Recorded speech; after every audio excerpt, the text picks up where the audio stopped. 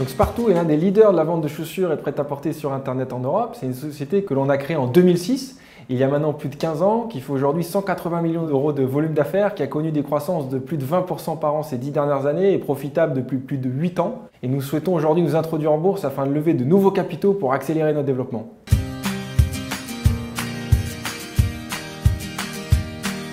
Nous souhaitons lever plus de 25 millions d'euros pour cette introduction en bourse et nous investirons ce montant-là sur deux grands sujets. Un premier sujet d'offre et un deuxième sujet qui est le développement de la notoriété.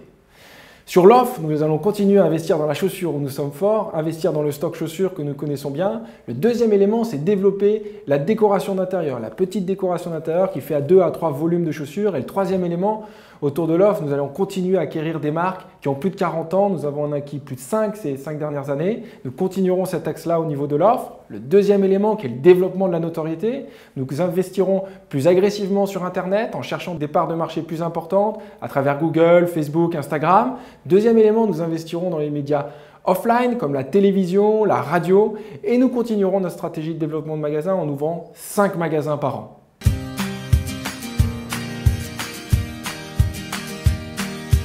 La stratégie de développement Spartoo repose sur 5 axes. Le premier axe, c'est le développement de son offre sur la chaussure. On est un spécialiste de chaussures avec plus de 80% de notre chiffre d'affaires dans la chaussure. Le deuxième élément, c'est le développement de la marketplace. Aujourd'hui, on a plus de 800 marques et 7000 modèles.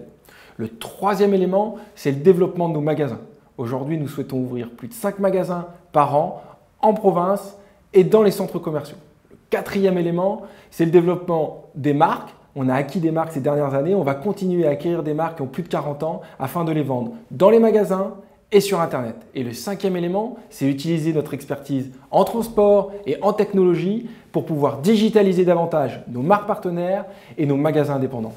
Nos objectifs de croissance sont simples. C'est 10% de croissance sur l'année 2021 et à partir de 2022 jusqu'à 2024, faire plus de 15% de croissance par an du chiffre d'affaires et atteindre un EBITDA cible à 2024 de plus de 7%.